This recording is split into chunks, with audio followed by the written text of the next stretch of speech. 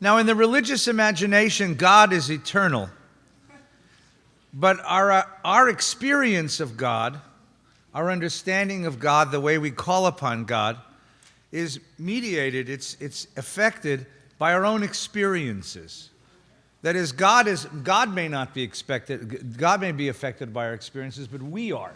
And the way we think about God is relative to our own experiences. In the 20th century, the Jewish people experienced two of the most remarkable moments in all of its history. When you consider, for example, that the greatest moment of destruction in all of Jewish history is the destruction of the temple in the year 70, which launched the rabbinic tradition, the Holocaust matches it or exceeds it. And if the greatest moment of redemption in all of Jewish history is Yetziat Mitzrayim, the exodus from Egypt, the recreation of the state of Israel matches it or exceeds it. The difference is that Yetziat Mitzrayim, the exodus from Egypt, and the destruction of the temple took place 1,500 years apart. The Holocaust and the recreation of the state of Israel took place in the same decade, in the experience of one generation, in the experience of our own memory. So how does a people understand its place in the universe? How does it understand God's place in the universe? How does it worship God given these gyrations, these remarkably cataclysmic events of the destruction of a third of a people by a great civilization on the one hand, and then the recreation of its sovereignty, its land, its peoplehood in its own land, on the other hand, in the same generation? And that's going to be our conversation tonight. How does the Holocaust and the creation of the state of Israel affect the way we think about God? We couldn't think of a clever way to do this, so we simply divided it in half. So my colleague, Rabbi Farkas, is going to talk about God and the Holocaust in the beginning of our conversation. Then we're going to take a break, and when we come back, I'm going to talk to you about God and the state of Israel. And we'll have a chance to answer some questions in the course of our conversations together. So please welcome my dear colleague and friend, Rabbi Noah Farkas.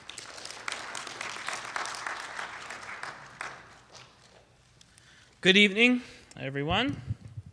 The text sheet I have is this one.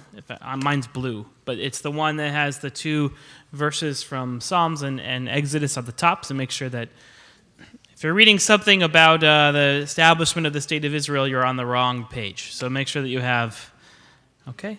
Everyone got it? Okay, if you need one, just raise your hand. Someone will pass it to you, okay? There's a question amongst philosophers, Jewish and otherwise, about the Shoah.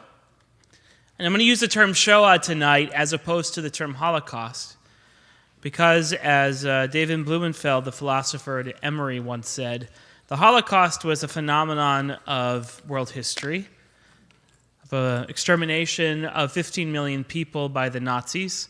The Shoah was a Jewish experience of the decimation of 1/3 of the Jewish polity of the world.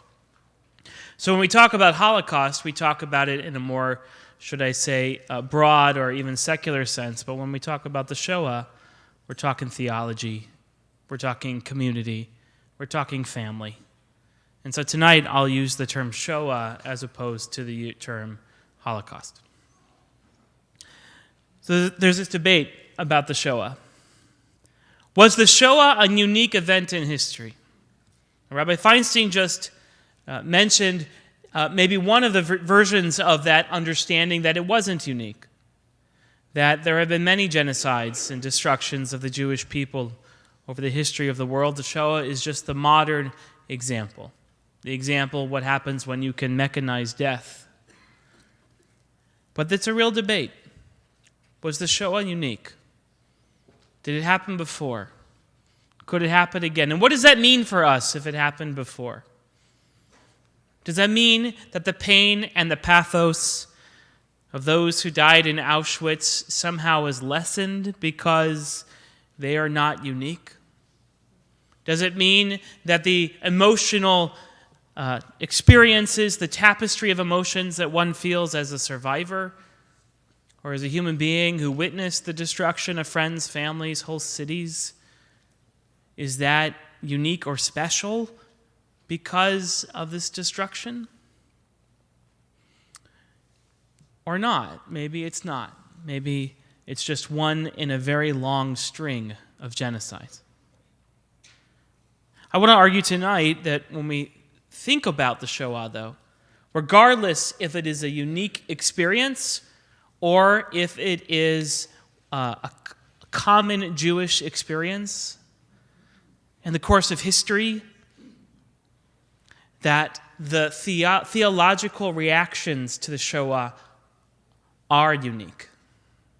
They are unique in the context of modern history and post-World War II. But to really understand that, we have to go backwards to go forwards.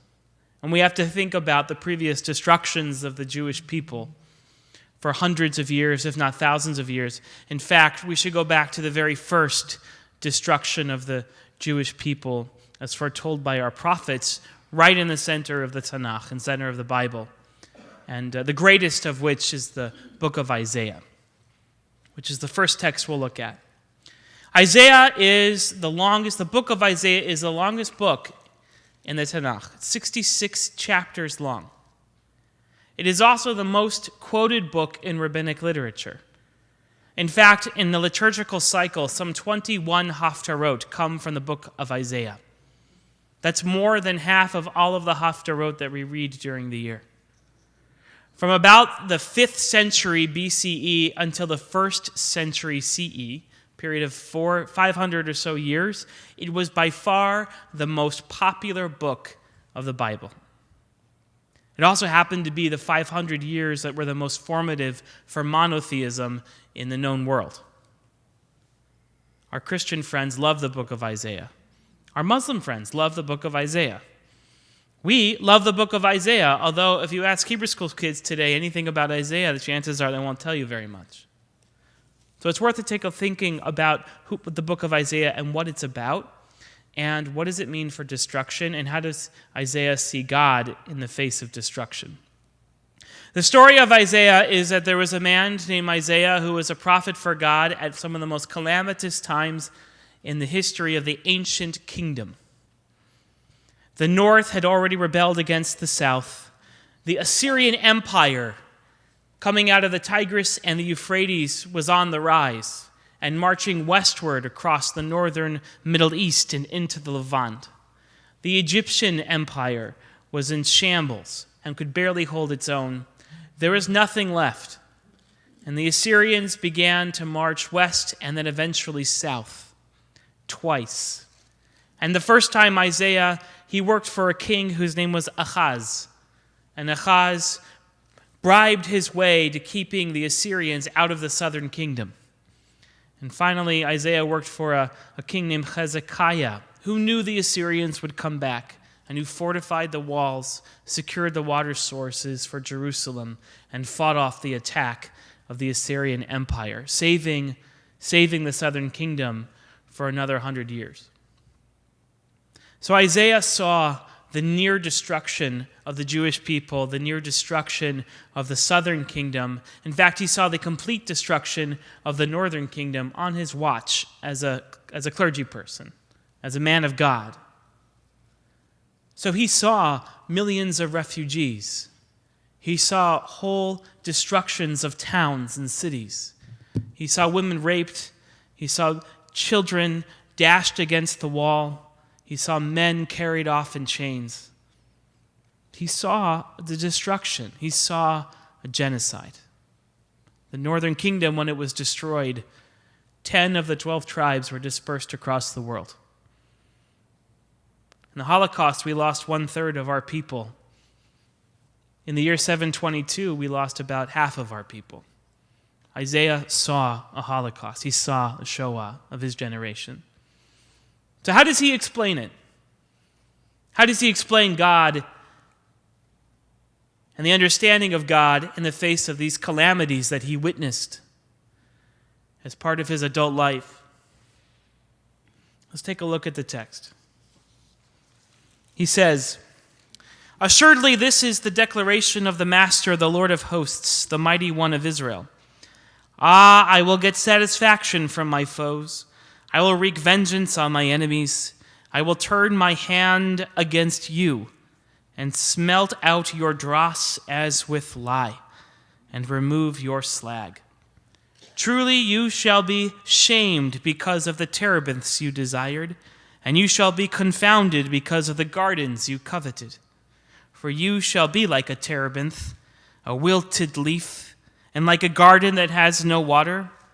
Stored wealth shall become as tow, and he who amassed it a spark, and the two shall burn together, with no one to put it out. What a preacher. He's saying that the people of Israel, the people of the Judea, the kingdom, that this calamity was God's doing. That God had planned it from the beginning to smelt out the sins of the people, to quench the thirst of God's desire for justice, to drain the swamps, to burn it to the ground. Isaiah understood destruction as God's will. God's rod of fury was the Assyrian army that came and surrounded the city of Jerusalem and almost destroyed it.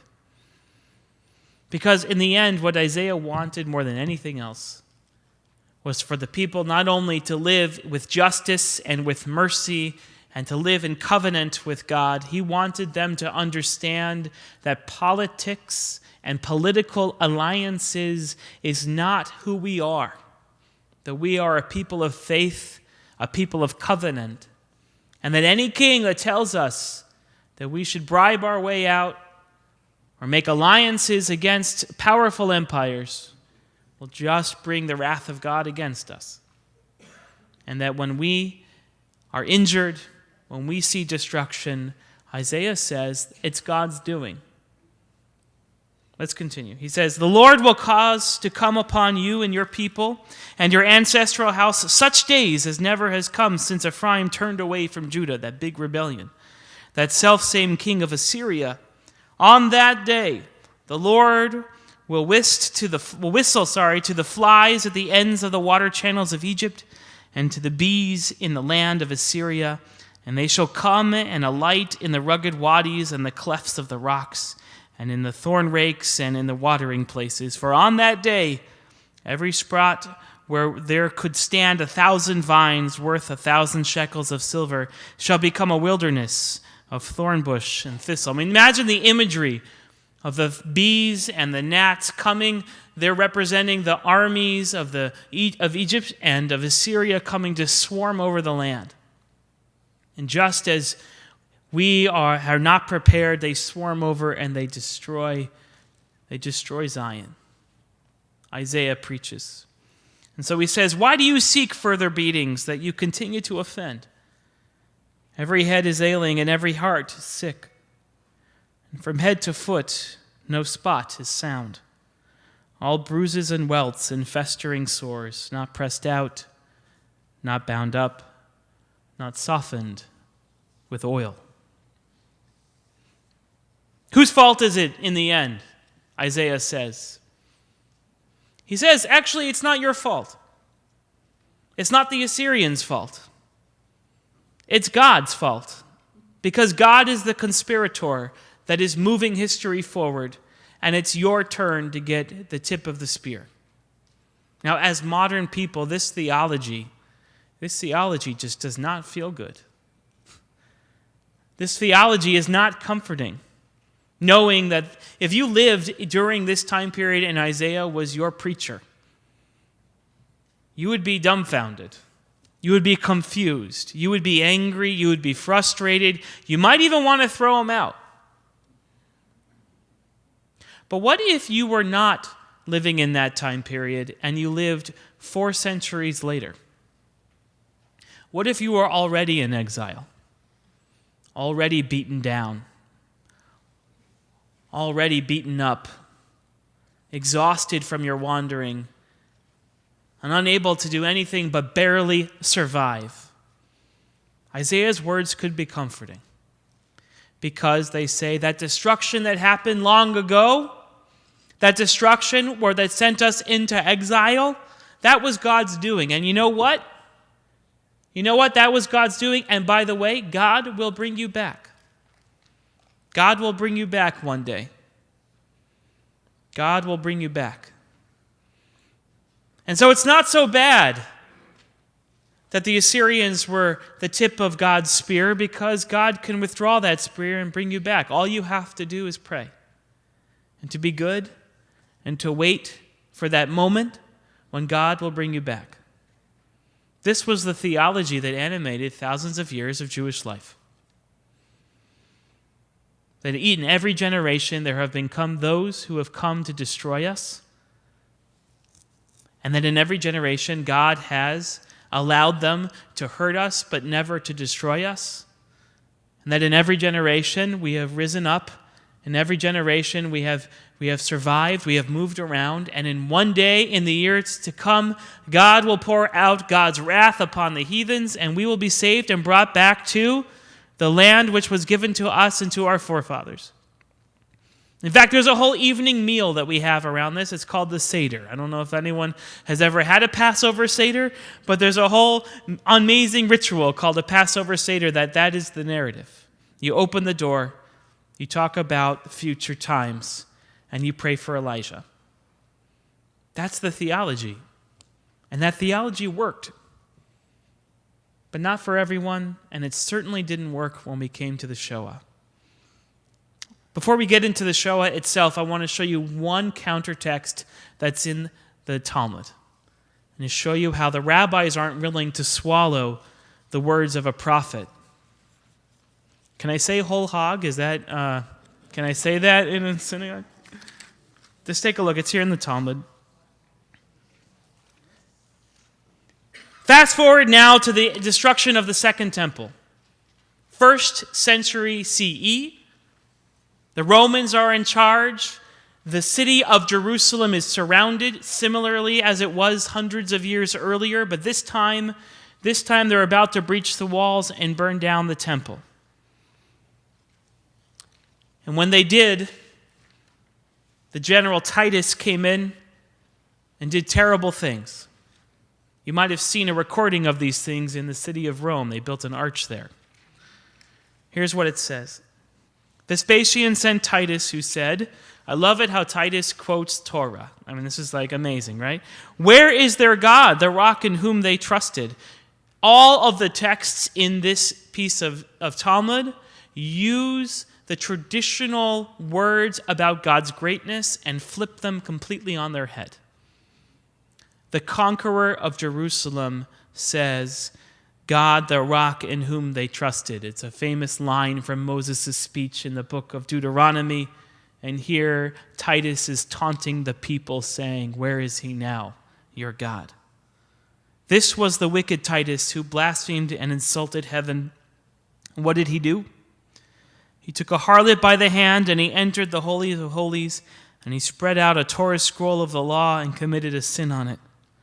He then took a sword and slashed the curtain. Miraculously, blood spurted out, and he thought that he had slain himself, meaning he thought he'd slain God. As it says, thine adversaries have roared in the midst of thine assembly. They have set up their ensigns for signs. So Titus comes and he commits one of the worst acts, right? He sleeps with a harlot on a Torah scroll in the Holy of Holies. Can you imagine a worse nightmare? Especially if you're a rabbi who has witnessed, or maybe grandfather witnessed, this destruction. It's a fantasy of terribleness, right? A fantasy of horror to think of the conqueror sleeping with a harlot on the Torah scroll you love so much, in the most important room, in the most important building, in the most important city of the entire world. So Abba Hanan said, and here the rabbis are amazing because they're not sure what to do with the theology of it all. If Titus really does this, if he really did do this, and this was part of the shaming of the temple and the shaming of the law and the shaming of the people, listen to what the rabbi said. He said, who is mighty like you, Yah? And if you look at it's Adonai Elohei Tzvaot mi chamocha chasin Yah ve'emunatecha sivavotecha. It's a quote from Psalms that says, O Lord, God of hosts, who is mighty like you, O Yah? Your faithfulness surrounds you. That's the original quote. It's in Psalm 89. It's a beautiful psalm. It's all about trusting in God amongst the beauty of the world. Who is like you, O God? Your clothing is faithfulness and trust. And how does Abba Hanan, in response to Titus's actions at the destruction of the second temple, what does he say? He uses this pasuk, he uses these words, and he says, who is mighty chasin like you, O Yah? Meaning, who is like thee, mighty and hard. He adds the word kasha, meaning that you heard the blaspheming and the insults of the wicked, and you kept silent. Who is like you, O God? Who is like you that is mighty and strong and hard? Kasha. That you remained silent at the moment of our worst shame. This is a rabbi speaking. This isn't Isaiah.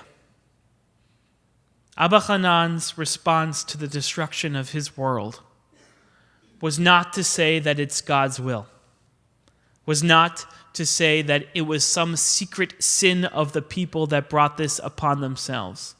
He screamed at God, using King David's own words, ironically. He flipped the meaning on its head. And if you know the words mi chamocha, you know what comes next. Look at the next text. In the school of Rabbi Ishmael, one of the greatest schools of the Babylonian literature and the Babylonian study of the Talmud, rivaled only by Rabbi Akiva, Rabbi Ishmael said, he quoted, who is like thee among the gods? Mi chamocha be'elim Adonai. Again, quoting this now from the book of Exodus, which are Moses' words about God at the moment of redemption. The words, mi chamocha be'elim Adonai, mi kamocha nadar bakodesh, nora tihilot osefela. We sing those words 3 times a day, and we sing them before our Amidah because they are the words that lead to redemption. They are the words that are associated with the song of the sea. They are the words that are sung at the moment of the Exodus when we cross through to the other side and we are free because God had saved us. And now the school, Beit Yishmael, the school of Rabbi Ishmael, uses these words and says, Mi chamocha be'elim. Who is like you amongst the gods? Meaning, who is like you amongst the Elim, amongst the dumb ones? Rabbi Ishmael doesn't like Isaiah either.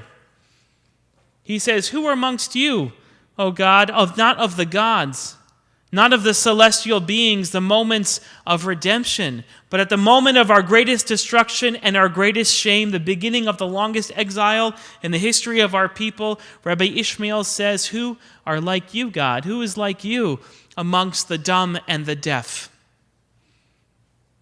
Amongst the ones who can't hear our prayers. He rails at God.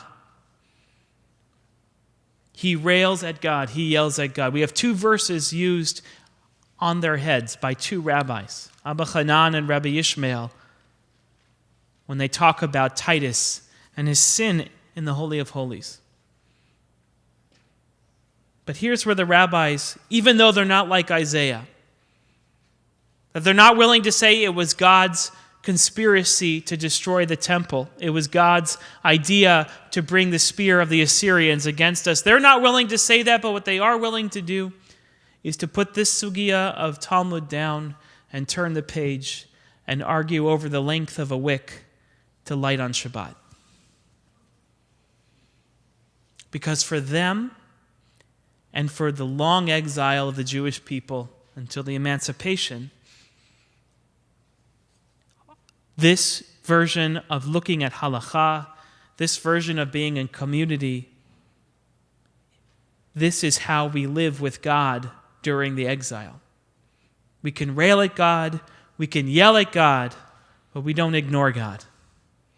God is still an active force in our lives, and God still cares how we keep kosher. Again, not necessarily a modern view of God. Not something that we always feel comfortable with, but if you peel back those glasses of modernity, if you take off the glasses that looks at things critically from a Western perspective, you can say that the rabbi's relationship with God is complex and difficult and not necessarily coherent, but it's in relationship. In relationship with a difficult spouse or a difficult partner or a difficult family member. Not a great relationship, but a relationship nonetheless. Two pictures of God, the picture of the prophet and the picture of the rabbi from the Talmud. And then comes 1939. Jews who have emancipated themselves, taken off their kippot, have stopped wearing tefillin, who eat shrimp and eat pork and attend university and go to concerts on Shabbat. People who are no longer really associated with the religious aspects of Jewish life are scraped and drawn back into their Jewishness because of the laws of the Nazi Empire that says no matter if your grandmother was a Jew, you're a Jew.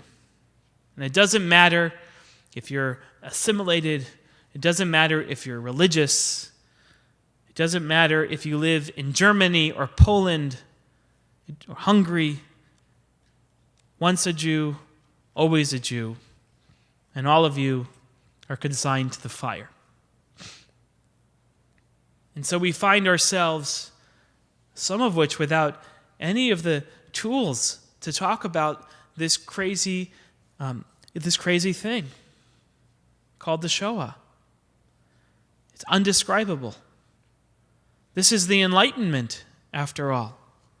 We've come out of these mythological spaces where we look at the world and see magic.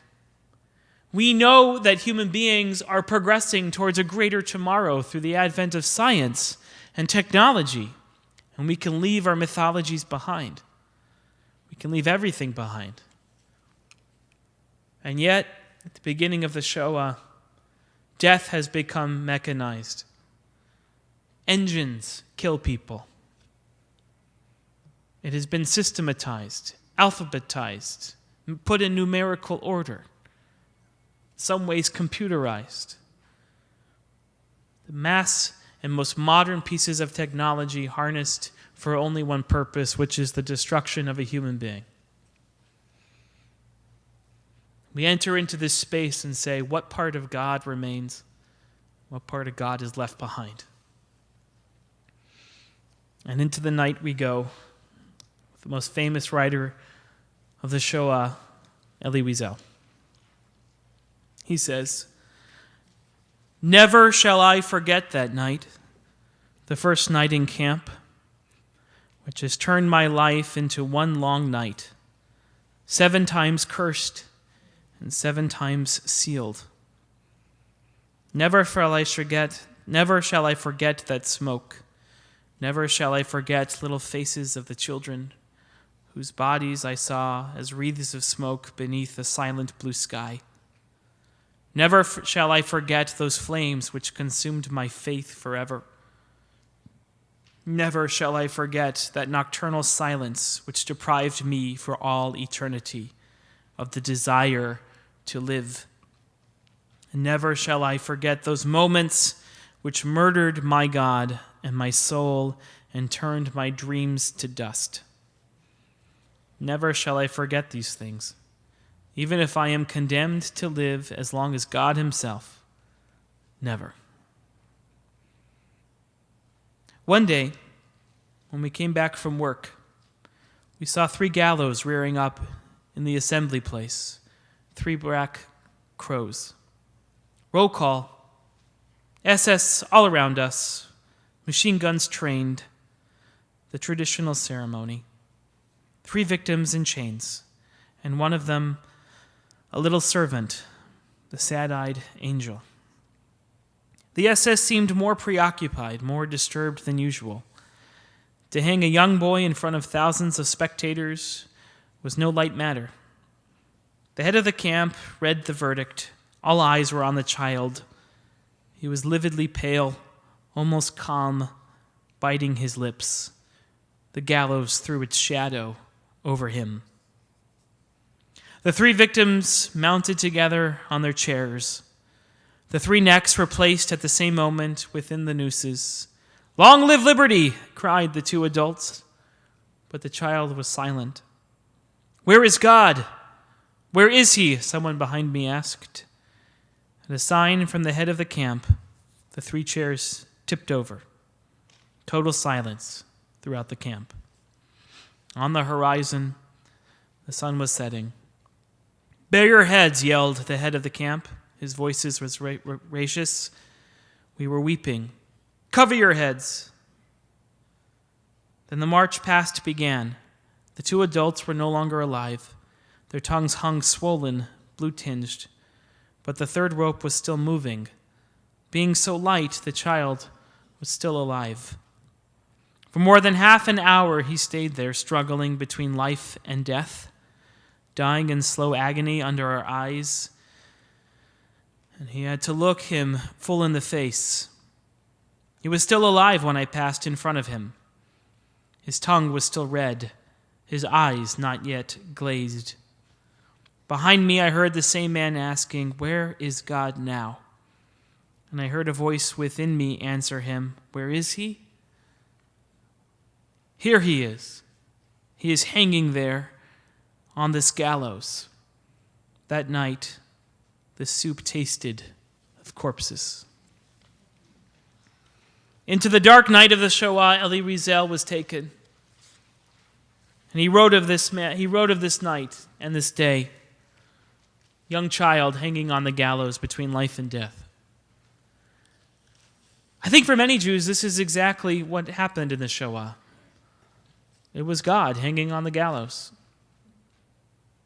ready to cast off any theology, because no theology could explain this. No theology could explain this child. In the moment, no theology, no theodicy, no justification could explain the murder of millions of us, millions of our family members, our husbands, wives, children. But is that the end? The day after the war ended, the sun rose and it set again, and it rose and it set again. And people still got married, still had children. And within months, people went back to work.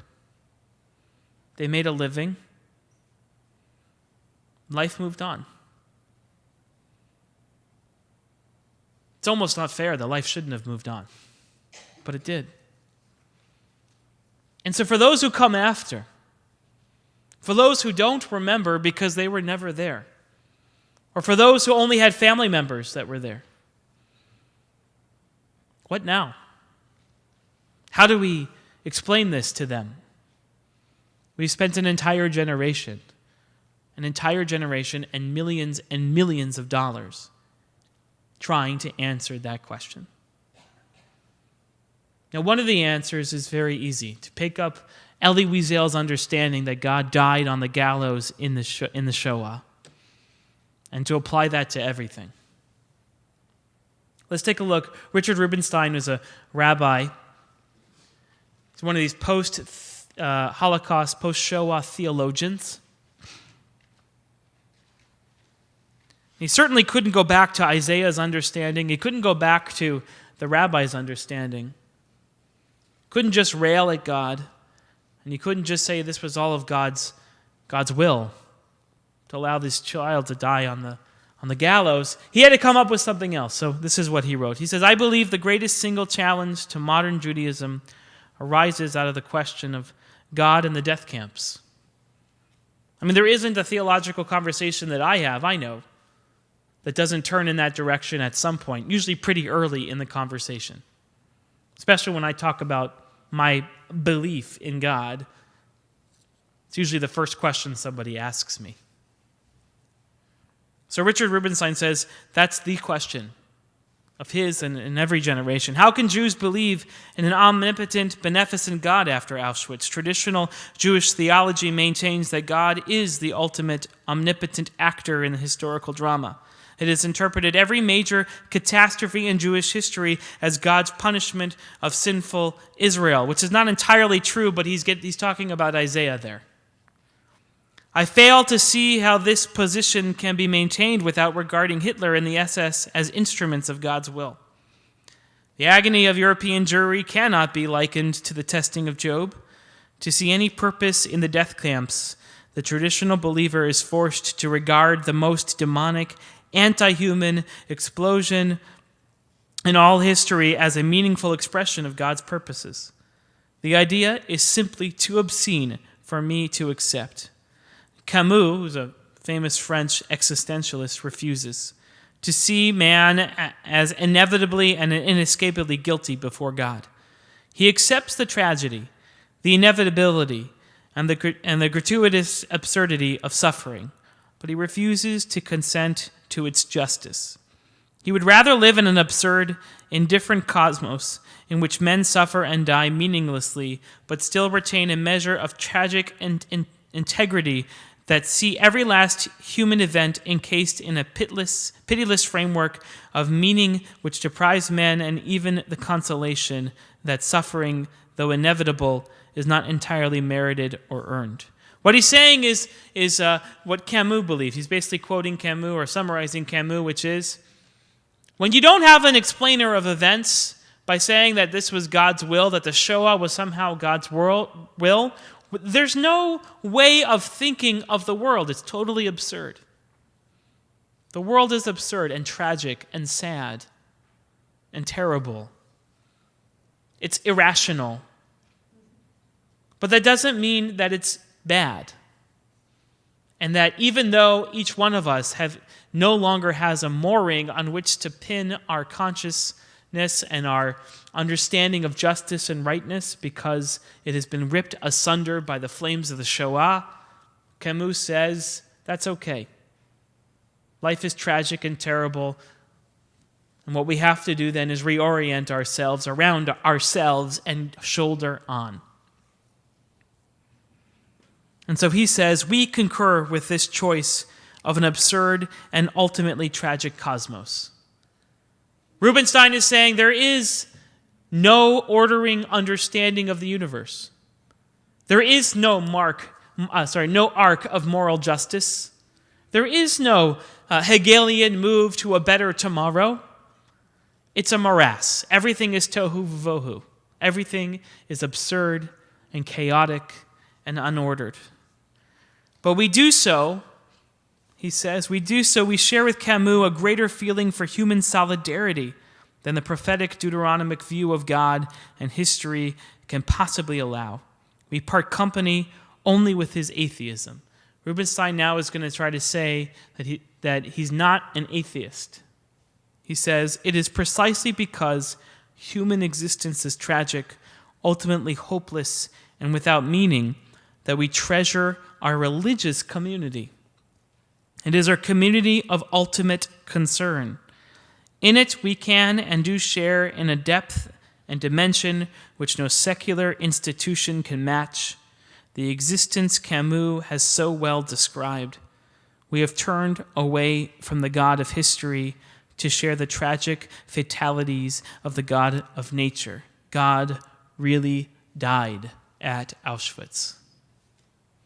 What Rubinstein is saying, to sum up his points, is that the God we knew in the Torah, the God we knew in rabbinic literature, the God who says, you cannot know my will, the God who says, my will is only known through the history, the God who says that don't worry, things will get better, the God who gives us a moral compass, that God doesn't exist. That God died in Auschwitz. What is left is a community of ultimate concern, a community that looks out for each other in the life raft of life, a community that tries to bolster each other as bulwarks against the tragic chaos of the world. That's the best we have, is each other. And that's enough to be called religious. That's enough to be religious, is the community. Are in moments of grace in a tragic world. Small moments of happiness in a tragic world. A lot of problems with this philosophy, but a lot of comfort in this philosophy too. There's a reason when a baby is born that our community sings David Melech Yisrael Chai V'Kayam. David, King of Israel, lives and is established. There's a reason for that, for Rubinstein. Because what he would say is, in a chaotic and terrible world, the greatest thing you can say is Am Yisrael Chai, that the people of Israel live. It's the people that doesn't die. God dies, the people don't die. Now, there are a lot of problems with this philosophy. I don't have all the time to get into them, but at the very least, I will say this. If there is no moral compass to the world anymore, except what you and I agree to as a community of ultimate concern, then when I break that agreement, I'm not doing something immoral, I'm just breaking a contract. If you and I decide that stealing is wrong, and then I steal from you, I'm not committing a sin. I'm just breaking a contract. And I should be punished for breaking a contract, but there's nothing inherently wrong. There is no sin as do not steal. It is do not steal from your friend because he's in your community. Because there's nothing beyond the horizon of experience except our social conventions. Now that's a philosophical point and we can get into, but Rabbi Rubinstein's willing to say that, because to say anything more than that, anything more than the community, is to talk about this God of which we cannot understand, cannot experience, and died in Auschwitz. So that's one response to the Shoah. Martin Buber had a different response. He was the famous existentialist. He lived in Germany. He made it to the land of Israel and became a professor of Bible at the Hebrew University. He became a professor of Bible, by the way, because they didn't know where to put him. Because there wasn't a school of Jewish thought or philosophy. And he was in a big fight with another professor named Gershon Scholem. And so they put him in the Bible. They made him write commentaries on the Bible. So he decided to write philosophical commentaries on the Bible. Anyway, one of his last books was called The Eclipse of God. And it dealt with a number of things, including the Holocaust. Because he lived through it, he saw it from the land of Israel. That's what he said.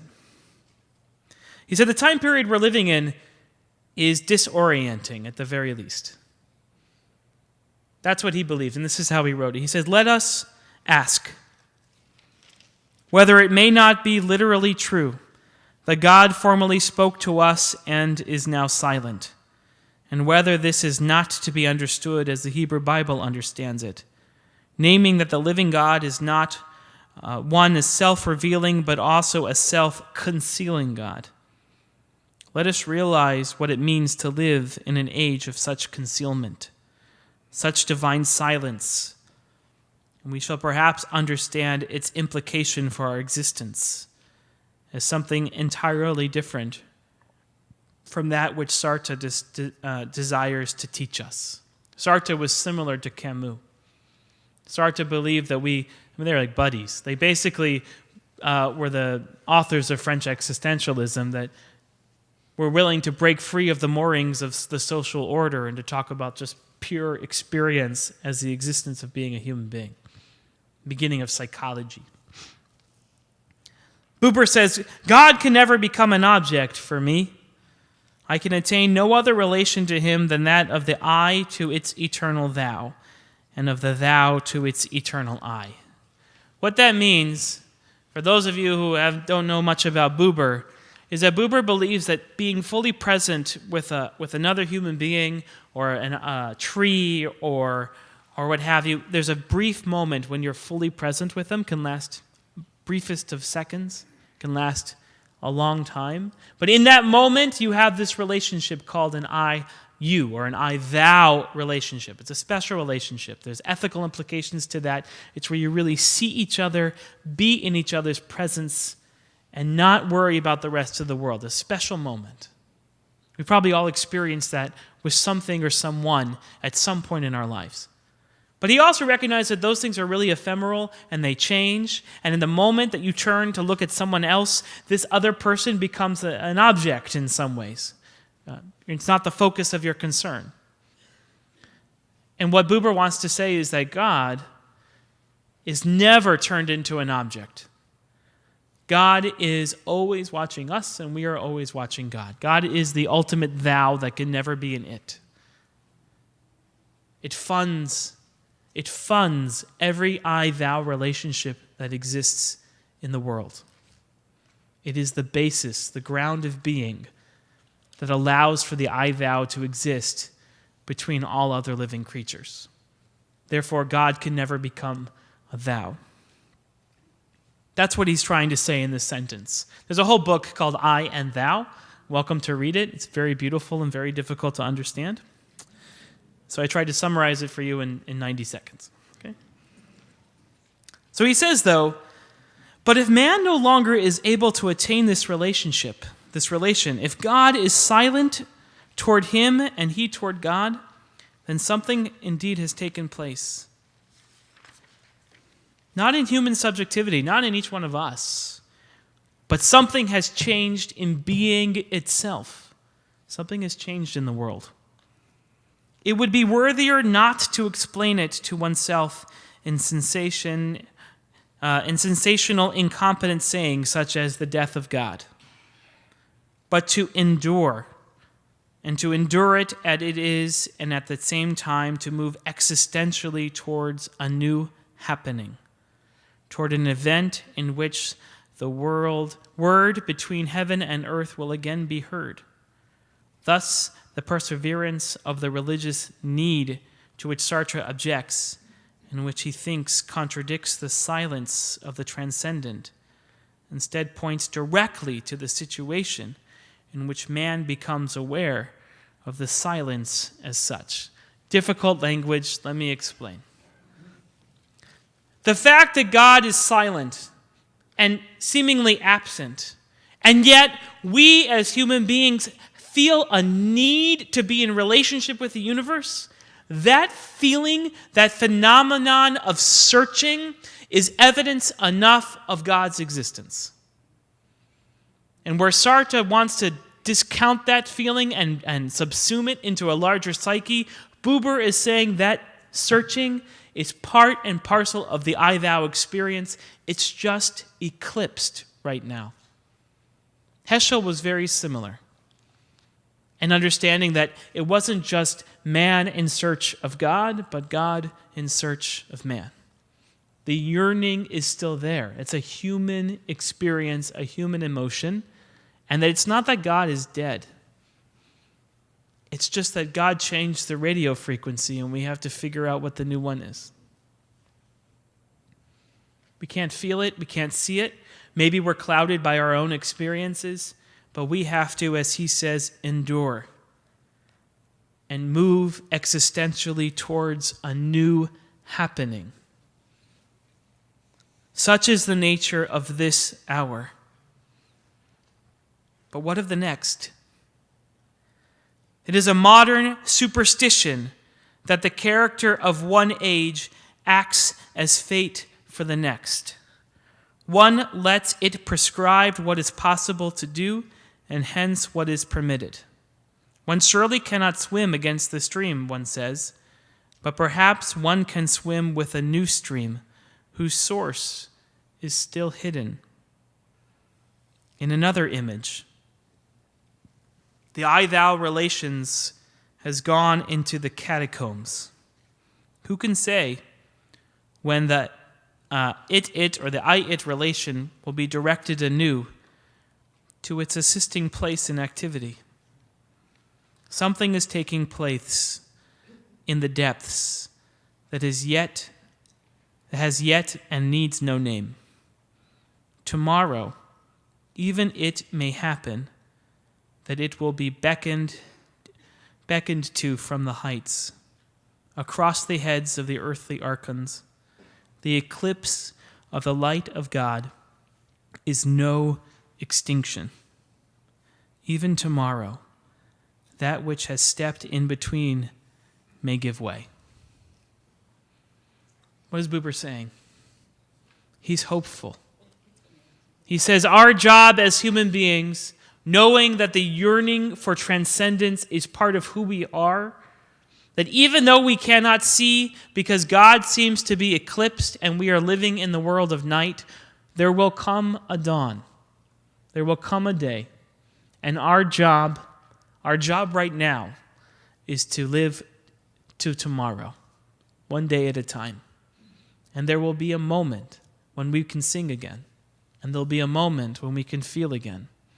And there will be a moment when we can bless our kids again and not feel like we're lying. There will be a moment. And when that moment comes, God won't be eclipsed anymore. The I thou will return in relationship. And if there's anything that is a statement of faith in Buber, this is it. This is real faith. To endure until tomorrow, to call forth the thou back into creation, and to wait for the moment for the light of God to grace us again. That's a second view. Let's read one more. Emil Fackenheim. He was not an existentialist. In fact, he didn't like existentialism at all. He was a great professor, and he wrote a number of articles. His most famous one, though, is about God's presence in history. Here's what he says. He says, what does the voice of Auschwitz command? He talks about the voice of Sinai and the voice of Auschwitz. What does the voice of Auschwitz command? Jews are forbidden to hand Hitler posthumous victories. Has anyone ever heard that statement? Don't give Hitler a posthumous victory. It is Emil Fackenheim who wrote that down the first time. Okay? They are commanded to survive as Jews, lest the Jewish people perish. They are commanded to remember the victims of Auschwitz, lest their memory perish. They are forbidden to despair of man and his world and to escape into either cynicism or otherworldliness, lest they cooperate in delivering the world over to the forces of Auschwitz. Finally, they are forbidden to despair of the God of Israel, lest Judaism perish. A secularist Jew cannot make himself believe by a mere act of will, nor can he be commanded to do so. And a religious Jew who has stayed with his God may be forced into new, possible revolutionary relationships with him. One possibility, however, is wholly unthinkable. A Jew may not respond to Hitler's attempt to destroy Judaism by himself cooperating in its destruction. In ancient times, the unthinkable Jewish sin was idolatry.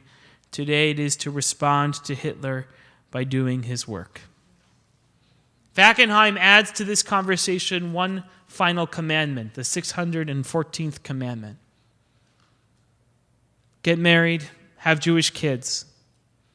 Endure in your Judaism, not because we're waiting for God to come back, not because we're waiting for the Messiah to come, not because it was God's will to bring the Holocaust, and not so that we can yell at God but still be in relationship with God, not for any of the other reasons. But he's not willing to let God just die like Richard Rubinstein is. He says we have to endure because we want to stick our finger in Hitler's eye and say we are still here and we have endured. I felt this deeply as a child. This was the thing my parents talked about every week with me. One day I went to Ukraine. I was working on the emerging Jewish communities in Ukraine. I was in I guess it's not Ukraine, now it's Russia. I was in the Crimea, in a town called Simferopol. And there was a small synagogue there that was working with the progressive Jewish communities of the world to sort of revitalize. When the communists left, they ceded it to the local Jewish community, of which there were maybe 10 people left. And we were helping to paint it and clean it up, etc. And then they drove us in a bus out to an empty field. It had been marked off with some concrete cones. There's no monument there. There was no memorial there. There was a mass grave in between two farms. And there was no recognition of what had happened there. But during the war, the Jews of Simferopol were rounded up. They had to dig a big pit, and they were all shot, and they were put there in that field. So the only thing I can think of to do is, as any Jew does when they go to a cemetery, is to make sure it's clean. Because that's what we do. Right? So there were a couple of concrete stanchions that had fallen over. I helped pick them up and reset them. Cleaned up trash. There was a shepherd who was shepherding his cattle across the field. Couldn't help but wondering if he even knew what the field was. Anyway, so my friend Max and I were walking the perimeter. And he starts stomping his feet really loudly. And 10, 15 minutes, that's a big field, right? Stomping is really loudly. And I said, Max, what are you doing? He says, I'm waking them up. He says, I'm waking them up. He says, I want them to know I'm here. And that we're still here.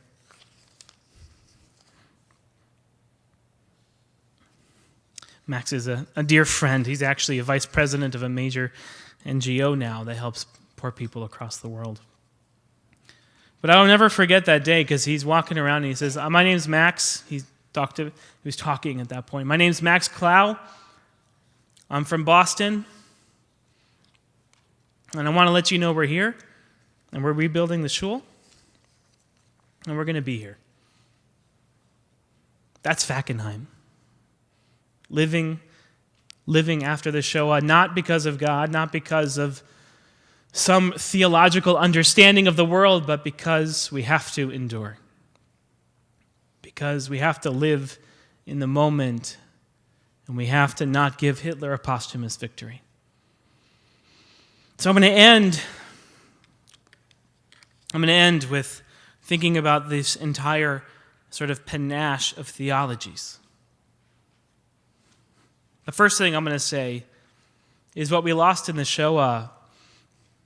What we lost in the Shoah was millions of friends and family. And for some of us, we lost the God of the prophets.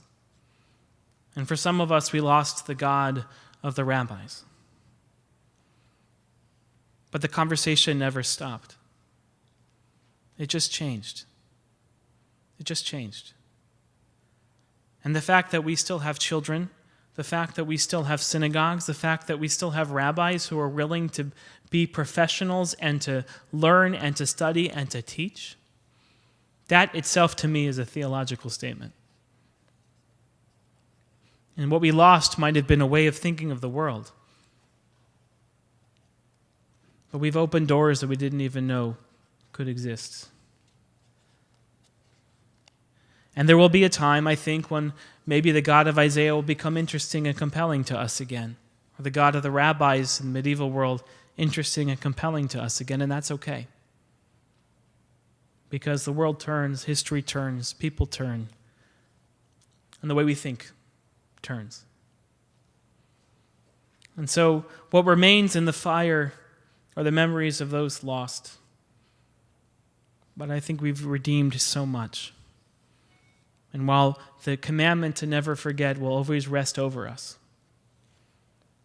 it's not just to live for tomorrow and to avoid dying for yesterday, but it's about thriving and continuing the conversation about the God we know and the God we don't know. And with that, I'll conclude and say thank you.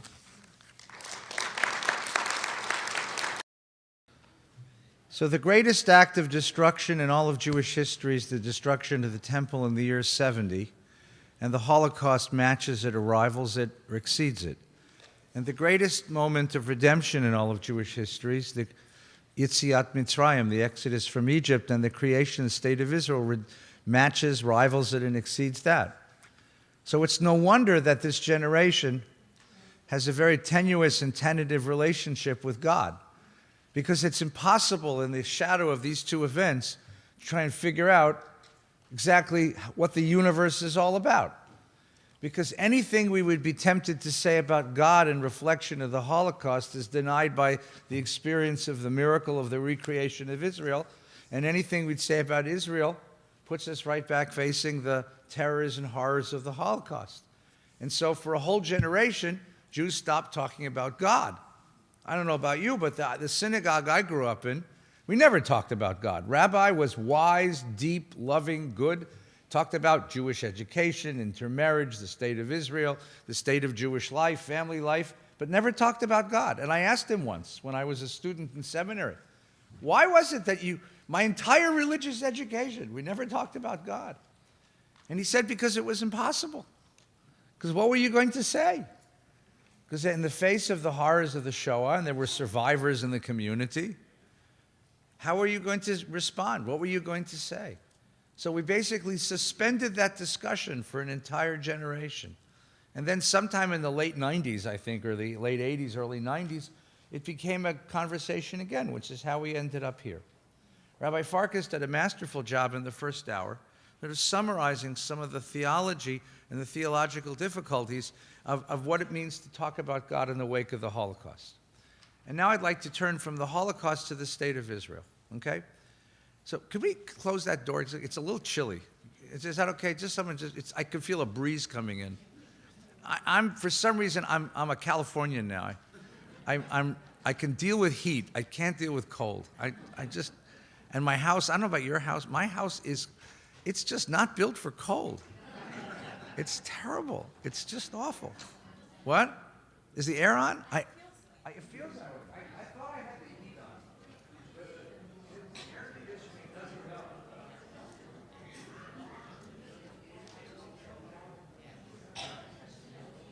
The air conditioning in this building has two settings. Meat locker and steam bath. You get your choice. So I just switched it. It's going to get really warm in here. You're welcome to take your clothes off if you'd like. That would be interesting. Then we would find God. We would say, oh, God, right? Now, here's how I'd like to ask the question, okay? In 1948, when the state was declared, the two chief rabbis of Palestine, Ashkenazic and Sephardic, got together. It's the only time in all of Jewish history they got together.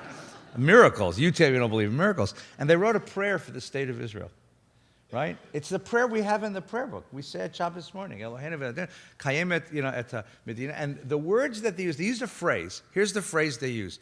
Reshit tzmichat gulatenu.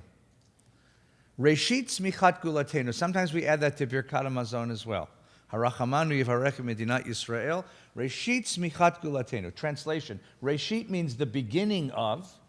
Tzmichat, the flowering of. Geulatenu, our redemption. The two chief rabbis saw the state of Israel as the beginning of the Messianic time. Reshit tzmichat gulatenu. Now, let's think about what that means. Let's go back to the beginning. Zionism, which was born in the middle of the 19th century and really came to fruition at the beginning of the 20th century, Zionism was a revolt against religion. Religion, the ideology of religious Jews, was that only God could bring us back to Eretz Yisrael. Only God could bring us back to sovereignty. Only God could redeem us. The Zionists said, we ain't waiting for that anymore. Zionism was a very self-conscious act of rebellion against religious Judaism. And the early Zionists were just that. They were all yeshiva guys who threw off their payas and threw off their kapotas and threw off their shtreimelach and made aliyah to Israel. One of the most interesting ones was Aleph Dalet Gordon. Aaron David Gordon was born in Russia, lived a very comfortable middle-class life in Russia, had a traditional education, became infected with Zionism, and in 1904 made aliyah to Israel and became the philosopher in residence in Kibbutz Degania, which is in the north near the Tiberias. You read his writings, you can tell that this is a guy who knows the prayer book. But you can tell that this is a guy who's writing a new prayer book. Listen to what he writes. He writes this very famous essay called People and Labor. Now, right away, you know something, and this is what you know. The word for labor in Hebrew is avodah. Avodah means work, right?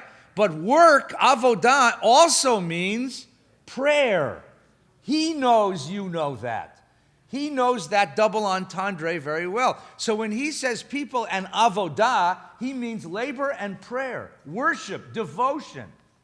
And listen to how he phrases this. The Jewish people has been completely cut off from nature and imprisoned within the city walls for 2,000 years. We've become accustomed to all forms of life except to a life of labor. Now, if he were a rabbi, what he'd say is we have been exiled from God's presence. We've been exiled from true devotion. But for him, it's not devotion that's the problem. It's labor and nature that's the problem. We lack the fundamental element for national life. We lack labor. Now remember Isaiah, the prophet, he would say we lack righteousness. We lack true devotion. But because Gordon is rebelling against that tradition, he sees labor, and he means physical labor on the land. That's what we need. That new kind of avodah. That's the new kind of avodah that he's looking for, right? He writes a prayer. Look at the next piece, called Logic for the Future. And for those of you who know the prayer book well, think of the second paragraph of the Aleinu L'Shabeach prayer. Al kei nekaveh Adonai Eloheinu lirot mehera b'tiferet uzecha, right? We hope in thee, O God, to soon see the flowering of your redemption, right? Listen to what he writes. And when, O man, you will return to God? To Torah? To mitzvahs? No. To nature. When you return to nature, on that day, bayom hahu, on that day, your eyes will open, you will gaze straight into the eyes of nature, not into the eyes of God, not into the face of God, but into the eyes of nature. And in its mirror, you will see your own image. Because you are created in the image of, not God, but nature. What Gordon is objecting to is the sallow, pale-faced yeshiva bacher who sits over his books hour after hour after hour, which the world he ran away from interprets as the height of righteousness. And he says that is the complete denial of who we really are. We will not become the people we are meant to be until we leave the yeshiva behind, the synagogue behind, the prayer book behind, God behind, and embrace what? Nature. Sounds taka pagan, doesn't it? Nature, right? You will see your own image. You will know that you have returned to yourself. Tshuva, but not tshuva to God, tshuva to your true nature. You will see that from you, from your hands and your feet, from your body and soul, heavy, hard, oppressive fragments will fall, and you will begin to stand erect. There will be fragments of the shell into which you've shrunk and out of which you finally emerged. On that day, O man, bayom hahu, deep in your heart you will know that you've been wandering until you return to nature, for you did not know life. What I'm suggesting is that Zionism was a very, very self-conscious rejection of God, rejection of traditional theology, rejection of religion, and the birth of something new, a religion, an avodah of the land, of nature, of farming, a new kind of Jew living strong and erect and free and proud, free of all of that religion that weighed us down. That's what Zionism originally was this rebellion. And by the way, and the Orthodox community, the traditional community, responded in kind. They said, go to hell, right? Now, for example, there is an organization in Israel, it's there today, it's called Neturei Karta. If you ever wonder, who's the most Orthodox in the world, it's Neturei Karta. They win the prize.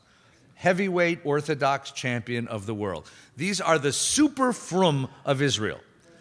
Sorry? Best uniform. Yeah, black from head to toe, right? And beards. Even the women have beards, you know.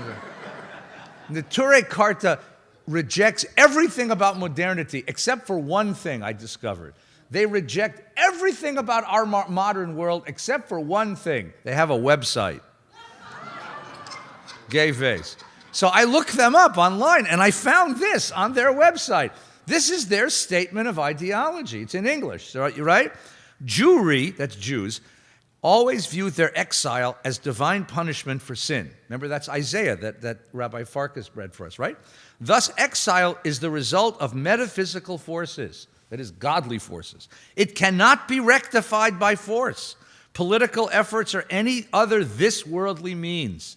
Jews yearn for the biblically promised redemption of the entire world to be ushered in by the heavenly appointed Messiah. This yearning manifested itself over the centuries only in prayer, good deeds, and the spirit of penitence. This is the only divine sanctioned methodology to end the punishment of exile. Zionism, at root, rejected this sacred view of history. So on this, the Zionists and the Orthodox agree, right? Except the Zionists were proud of it, and the Orthodox are condemning it.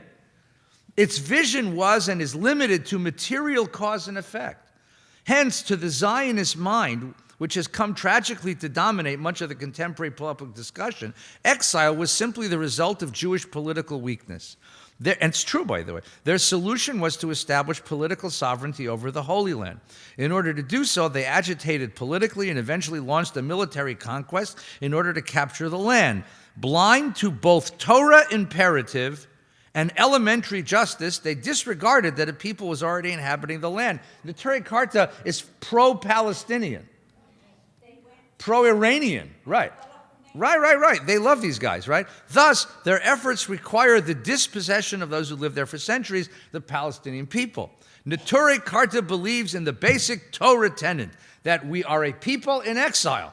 We have no claim to political power anywhere in the world, least of all in Palestine, from which we were exiled by divine decree. In Jerusalem. They're not crazy. No. They're not crazy. They disagree with you violently, but they're not crazy. They're not crazy, by the way. No, they're not crazy. Now, this is, why do they live in Israel? Because it's safe. Because if they moved to Egypt, they'd get killed, right? Where were they going to live? Now, the point is that Zionism is a rejection of religion, and the Orthodox reject Zionism. You have a choice. You can either be a Zionist or you can be a religious Jew. But there's a middle ground. Doug, do you want to ask something?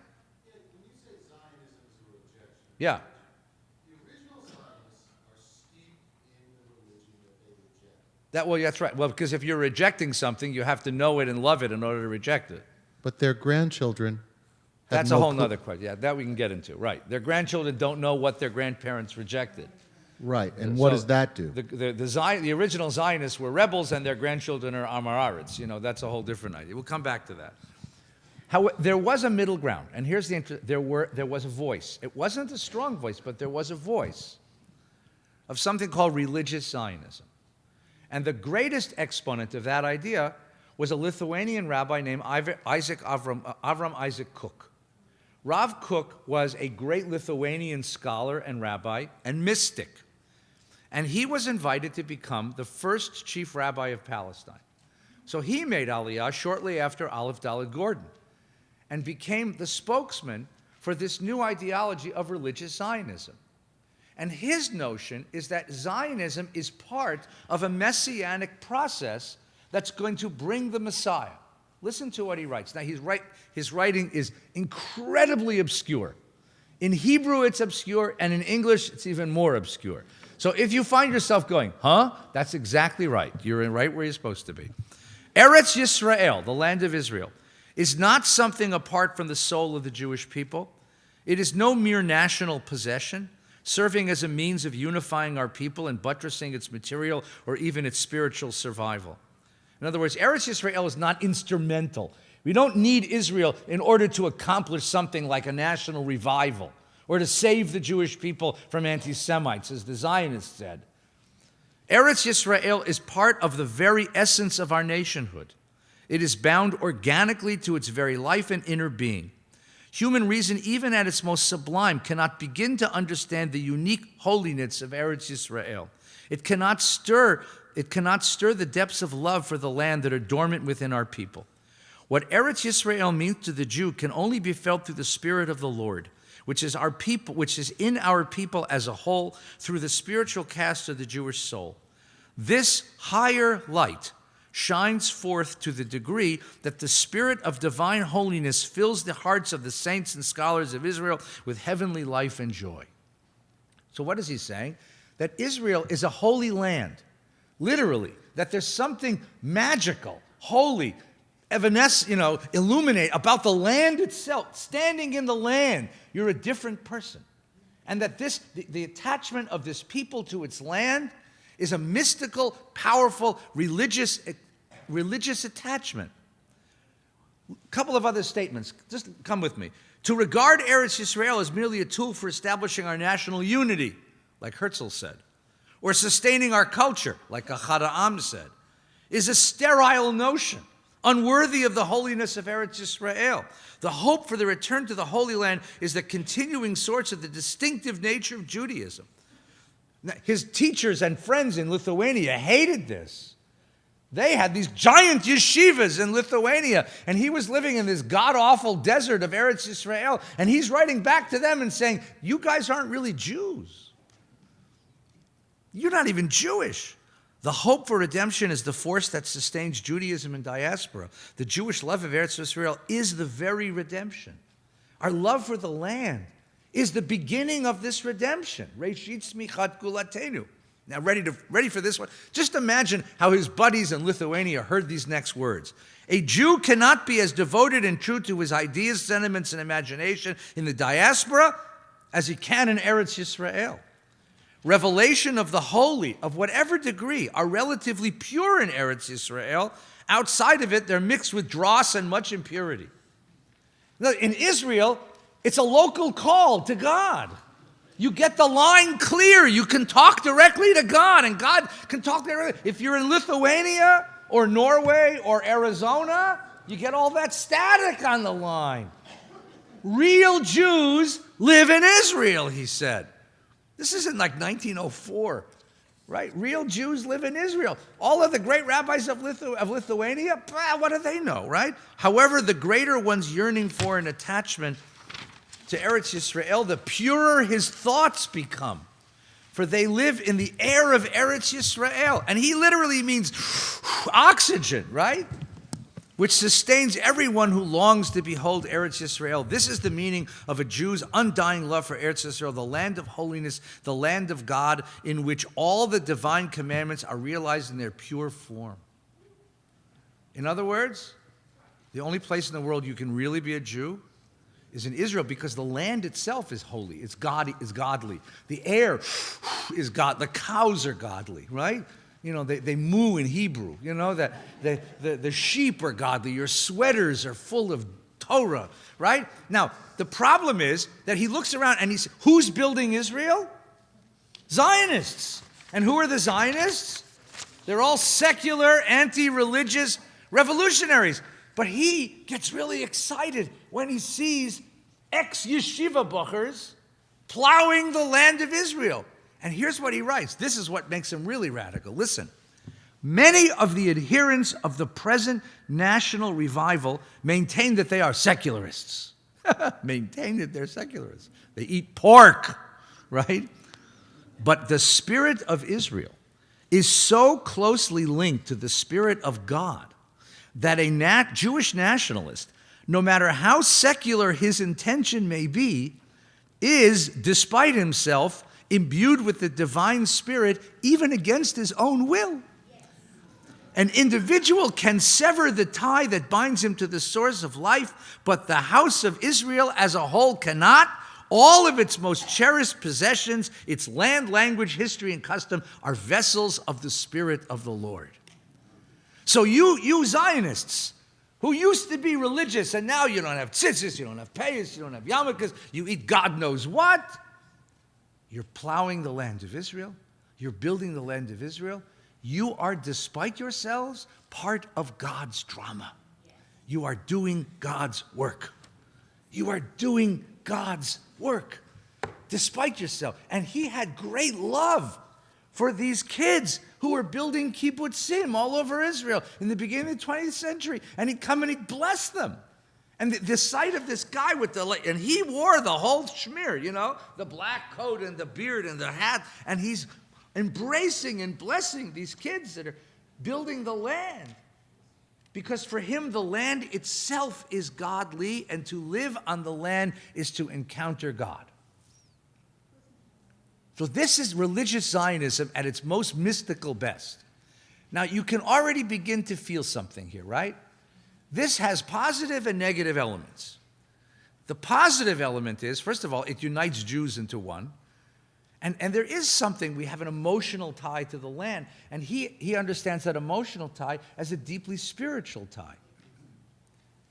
There's a negative side to this, a dark side to this, which is, if the land is godly, why do we have to share it with anybody else? If the land is where God lives, and this is part of the Jewish soul, and the only way to really live a full and fulfilled life as a Jew is to live it on the land and in the land, what's going to be your attitude to people who aren't Jewish who are living on the land and in the land? What's going to be your attitude toward them? You're going to have permission. You could imagine that this gives you permission to push them off the land because they don't deserve to live in God's land. And when we have a war in 1967, which most of us experienced as a war of defense because the Arabs were surrounding and ready to kill us, and we take over a large piece of land which didn't belong to us anymore, there will be students of Rav Kook who are going to interpret that event as a godly event. In other words, they're going to see the Six-Day War as jihad, as a holy war, as a crusade, recovering the Holy Land from the infidel. And the one who put that out there was none other than his own son. His son, whose name is Tzvi Yehuda Kook, is his successor as the head of the yeshiva, the Kook, Rav Kook's yeshiva. And he gives a lecture 3 weeks before the Six-Day War. Some of you remember the 3 weeks before the Six-Day War? It was about the most tense 3 weeks in Jewish history. Remember, right? Nasser throws the UN troops away, out of the Sinai. They block the Gulf of Aqaba. You remember? The Arab armies are assembling on the borders. Abba Eban goes to the United Nations and makes the most beautiful, impassioned, glorious, articulate speech in that beautiful, impassioned, glorious, articulate English that he spoke, begging the world to stand up and protect Israel, and the world turns its back on Israel. You remember that? You remember those 3 weeks? We were so worried. Rav Kook, the son, Tzvi Yehuda Kook, gets up and gives a speech on a Shabbos afternoon in the yeshiva. And he says to them as follows: 19 years ago, this is 1967, right? This is late May 1967. 19 years ago, on the night when the news of the United Nations decision in favor of the reestablishment of the State of Israel reached us, when the people streamed into the streets to celebrate and rejoice, I could not go out and join in the jubilation. I sat alone and silent. A burden lay upon me. During those first hours, I could not resign myself to what had been done.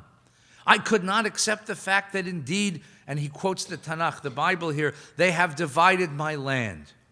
Yes, and now after 19 years, where is our Hebron? Have we forgotten her? Where is our Shechem, our Jericho? Have we forgotten? Where? And all that lies beyond the Jordan, each and every clod of earth, every region, hill, valley, every plot of land that is part of Eretz Yisrael, have we the right to give up even one grain of the land of God? On that night, 19 years ago, during those hours, as I sat trembling in every limb of my body, wounded, cut, and torn to pieces, it's as if his own body was the land of Israel, partitioned by the United Nations, right? I could not then rejoice. Rav Kook was heard to say that he predicted the victory of 1967. And when this speech was circulated, it became the core ideology of a group of zealots who began in his yeshiva, who called themselves Gush Emunim, the block of the faithful. And they're going to be the first people to go out into that West Bank and start building Jewish settlements. Why are they building those settlements? Because it's our land. It's God's land, and God gave it to us, and the war proved it. And when the government came and tried to move them off that land because they didn't have title to that land, because that land was entitled to the Arab landowners who owned the land, they would not move. And soon that movement became a huge movement. And this ideology of the land is God's land, the war is God's war to liberate God's land from infidels, and we are the faithful who are living on God's land. This is the radical settler ideology to this day. Reshit Smichat Gulatenu. If you believe that the state of Israel is the beginning of redemption, going out and settling a hillside in the West Bank is exactly what you're going to do. And when the Arab farmer comes and tells you that you're squatting on his family's land, you shoot him. Because you are redeeming God's land. What could be more important than that? And God gives you permission to push anyone off the land who gets in your way. And that becomes the ideology of the radical settler movement. So there is a revelation of God. When the war was won, we had this wonderful sense of a miracle has happened, right? Jerusalem is liberated. But this is the beginning of there's a downside to this idea that God is revealed in the machinations of politics. Now, there was a response to this, and it came from a very unlikely source. Yeshaya Leibovich was a European scholar who made Aliyah to Israel when he was a young man. He had about 6 PhDs. I'm not kidding. He taught physiology in the medical school at Hebrew University. He taught law in the law school of university. He taught Talmud in the Talmud department, and he taught physics. And he was a PhD in every one of the guy was a polymath and knew like everything. A genius. And he became a sort of spiritual guide to the state and a cantankerous, curmudgeonly, nasty man. Right? I used to study near him in the law school at Hebrew University because it was so quiet wherever he sat, because no one would go anywhere, no one sneezed when he was in the room. It was a machaya to sit there and learn, you know. And I thanked him once. I said, I want to thank you. He said, lama. I said, call kach shaket. You know, it was so quiet when he was around. After the 6-day war, he writes a tshuva. He writes an opinion. It's an editorial in the newspaper where he says, this is ridiculous. He says, this is wrong. Listen to what he writes. I believe that no state whatsoever in the past, present, or any foreseeable future, in any society, in any era, in any culture, including the Jewish culture, ever was or will ever be anything but a secular institution. The function of a state is essentially secular. It is not service of God. Whenever the Jews had a state, the history of that state was that of a continuous struggle between religious and political leadership, the prophet against the king. The struggle is logically and factually inevitable. Religion, that is man's recognition of his duty to serve God, cannot be integrated with the machinery of government. Which is to say, there is no such thing as a policy that you can say is God's policy. There's no such thing as political ideologies that are holy. Some 20 years ago, I had a lengthy conversation with Ben Gurion, whose attitude toward Judaism is well known to you, about the problems of religion and state. He said to me, I understand very well why you demand the separation of religion from state. You want the Jewish religion to be reinstated as an independent factor with which political authority will have to contend. Therefore, I shall never agree to the separation of state and religion. I want the state to hold religion under its control. That's Ben Gurion. Here's Leibovich's response. The official representatives of Jewish religion are resigned to this state of affairs. Even worse, they count on being kept by the secular government. The state as such has no religious value. No state ever had. Political achievements, conquests, victories, none of these are religiously significant. Leibovich said, give the territories back to the Palestinians. He said this on the day after the Six-Day War was won. Give it back. There is nothing holy about land. There is nothing holy about conquest. There is nothing holy about any of this. This is not a miracle of God. This was a military victory. It is a secular event. Give it back. It's just going to be a problem. And he died a couple of years ago, but over the years of his life, he kept saying it over and over again, and they kept yelling at him because the settler movement became so much more powerful. So here's the problem. If you say that the state of Israel is a creation of God, then what are the political implications of that? What does it mean to have Palestinians who resist the state of Israel? How does the state of Israel govern itself? If you see that Israel then that God becomes part of the political conversation, something happens to your political conversation. You radicalize it. It becomes radicalized. You can't disagree with each other because now it's not just a disagreement about policy, it's holy war. And this is what Leibovich's point was. But he wasn't listened to.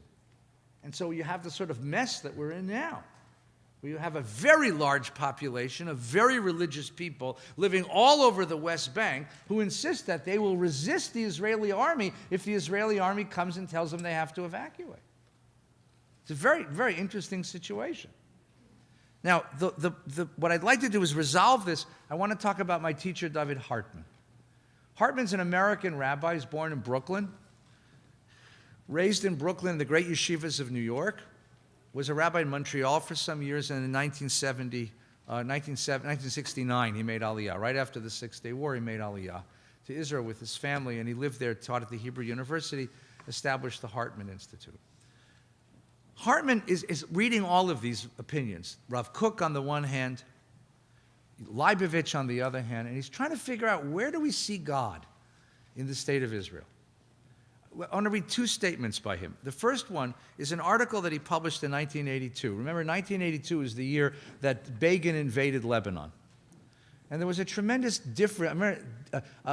What happened is he invaded Lebanon, and the world responded very, very violently, basically.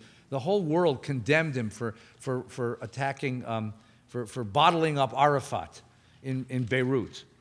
And Begin's response, you remember Begin's response? Begin talked about the fact that we didn't get a chance to kill Hitler. We're not going to make the same mistake twice. And he interpreted the entire Lebanon campaign of 1982 as a replay of Berlin.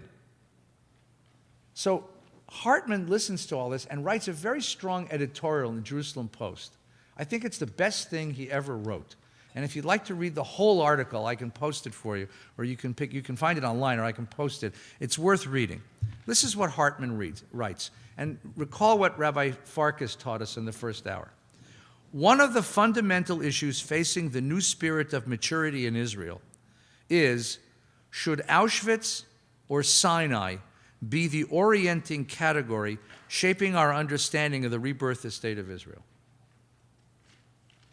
Now understand what he says. What should be the orienting category? How should we think about religion today? Should we think that the most important event in our history is Auschwitz and everything is a response to that? Or should we think that Mount Sinai, the giving of Torah, is the most important event? You see what he's saying? There are many people who say, and Begin was one of them, that we interpret the rebirth of the state of Israel as a response to the Holocaust. We will not make the same mistake twice. Or as Emil Fackenheim said, we will not give Hitler a posthumous victory. And Hartman asks, well, what's the implication of thinking of yourself in those terms, as opposed to the more traditional terms of we are a covenanted people to God? And we have to decide which is going to be the orientation that Jewish life. And I think, by the way, he's not just talking about Israel, he's talking about all of us. What's the most important event that defines Jewish life? The Holocaust or the covenant with God at Mount Sinai. What's the difference? Listen carefully. There are important differences resulting from the relative emphasis we place on these two models.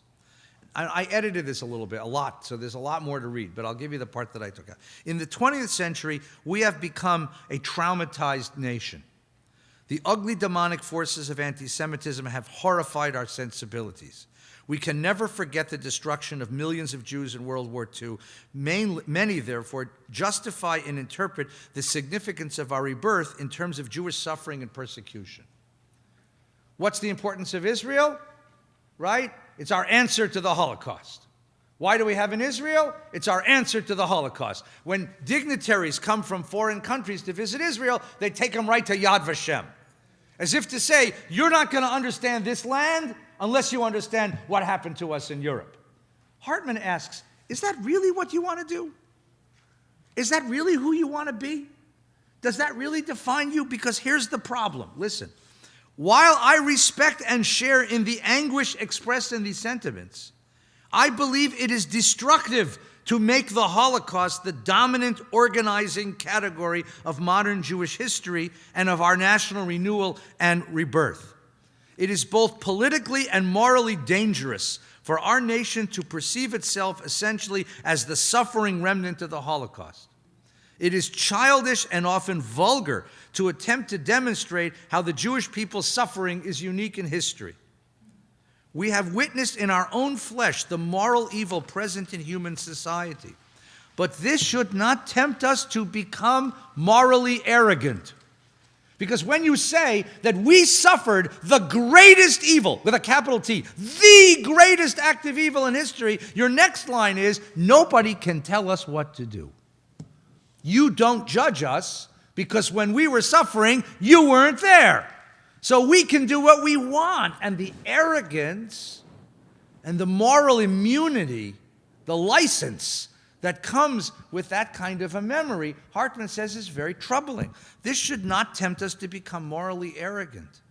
Our suffering should not lead us to self-righteous postures, but to an increased sensitivity about all human suffering. I mean, if you look at the Palestinians and you say, well, after what we went through, screw them. That's what he's afraid of. Or anyone who suffers in the world. After what we went through, right? That's what he's afraid of. That's not Jewish, he says. Although it is right to appreciate the dignity that comes with power and statehood, with freedom from the inconsistent and fragile goodwill of the nations of the world, it is a serious mistake to allow the trauma of Jewish suffering to be the exclusive frame of reference for understanding our national renaissance.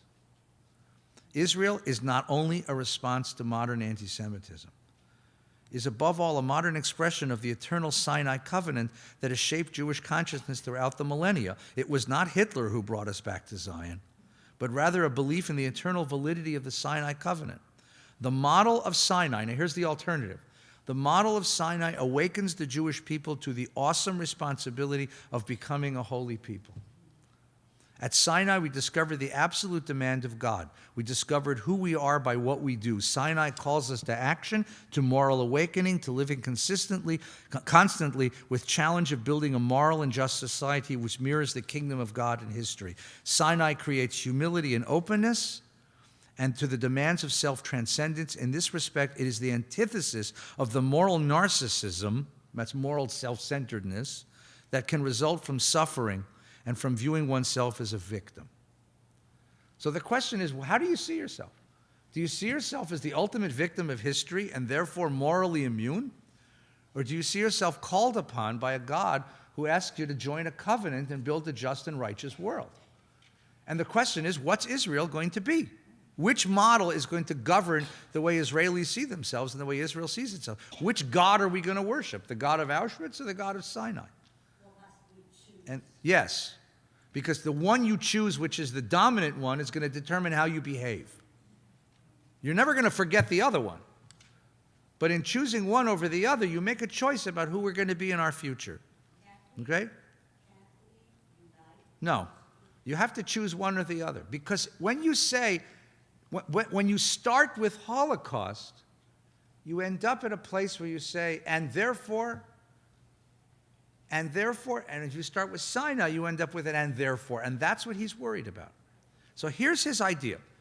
He gives us in his book, A Living Covenant, an idea of what it means to discover God in the Zionist event. And he does, by the way.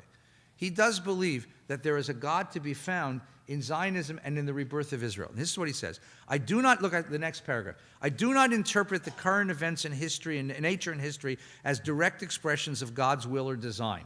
He rejects Rav Kook. The elder and the younger, both. More the younger than the elder, but both. I look exclusively to Torah and mitzvot as mediators of the personal God of the covenant. I'll explain that in a minute.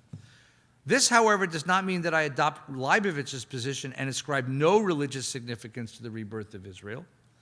From my perspective, listen carefully, the religious meaning one gives to events relates not to their origin, but to their possible influence on the life of Torah.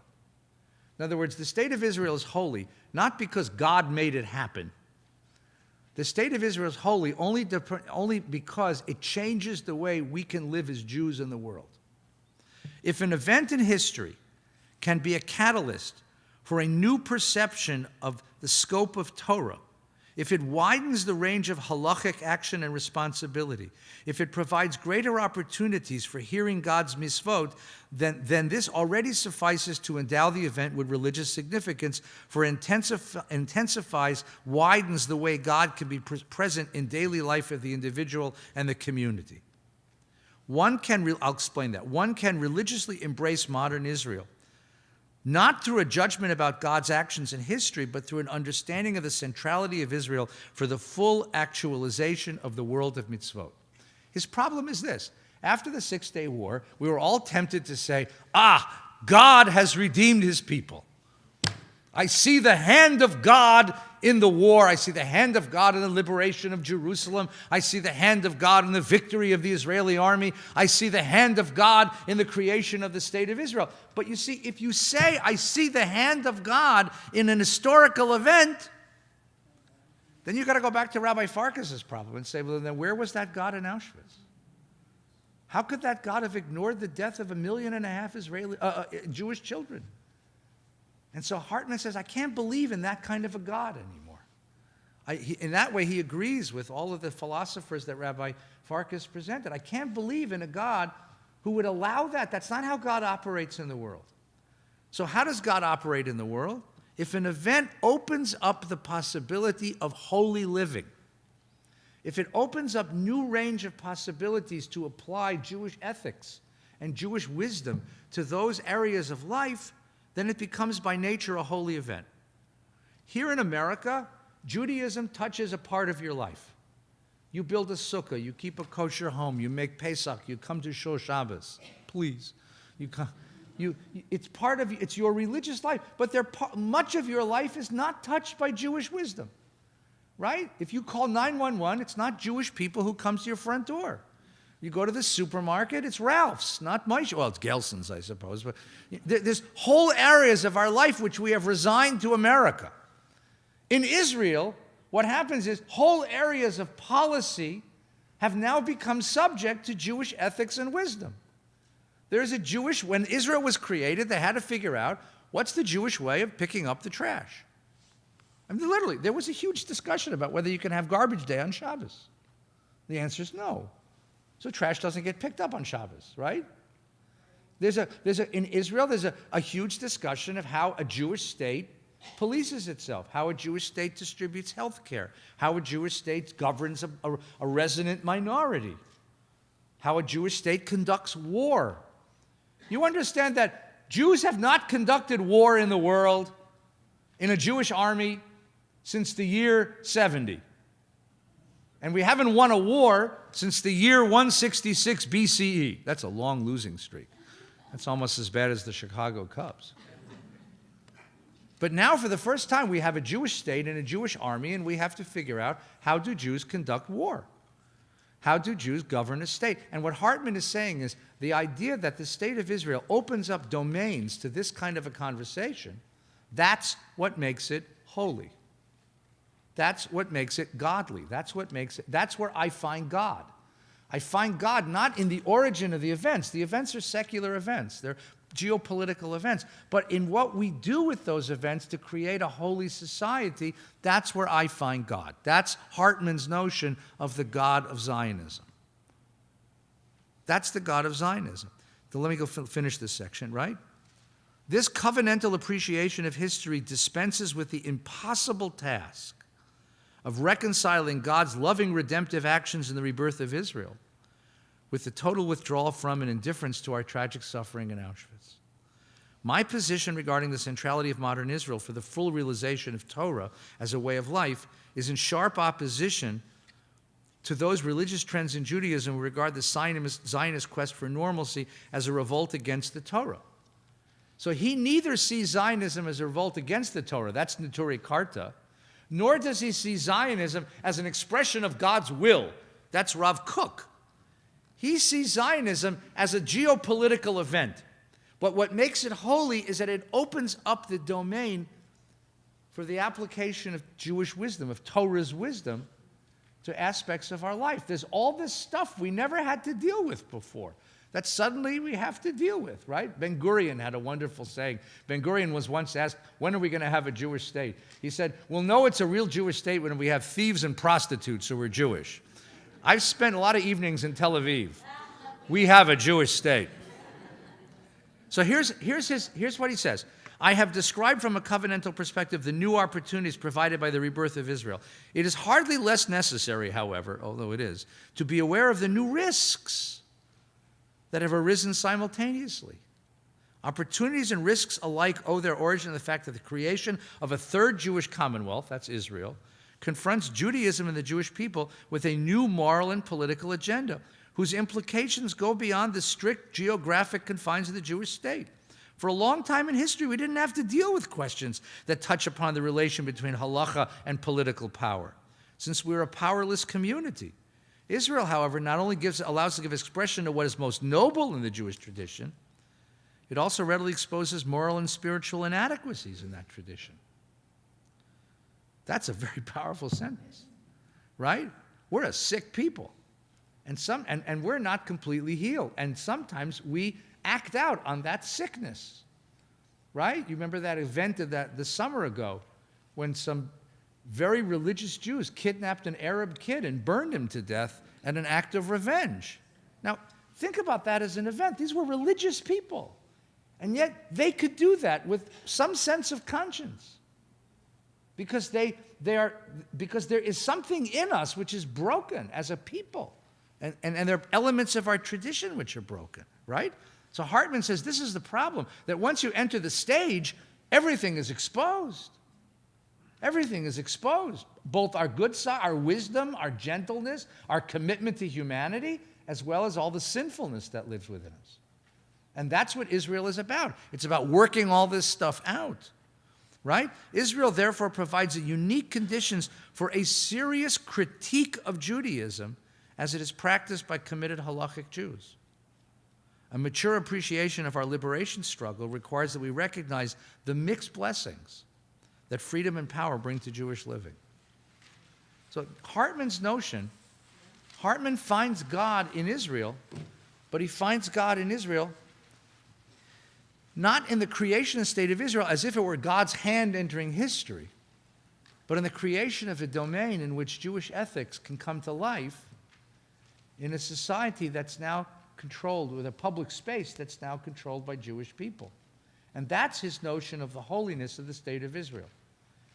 So right now, let me just finish one more line and then you can ask questions, okay? So right now, there's a very, very big debate going on in Israel about what it means to say, Reshit Smichat Gulatenu, the beginning of our redemption. For the settler movement, and for others like him, the land is holy, and anyone who gets in the way needs to be destroyed. For others, that's the complete anathema. That's the complete opposite of what it means to be a Jew in the world and to feel compassion for the other. And this is the big debate that goes on in Israel now, the sense of where is God in the state of Israel. Okay, Bobby.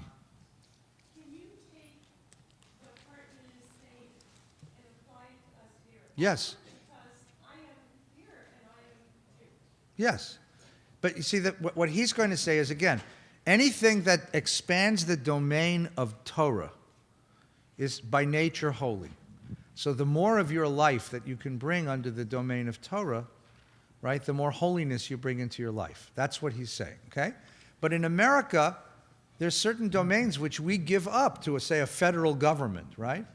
Which has nothing to do with our Jewishness because it's not our decision, right? Criminal law is American law, right? Property law is American law. Lots of things that we do are governed by the society in which we live. That's what diaspora is. Diaspora means you live a life which is limited, a Jewish life which is limited, okay?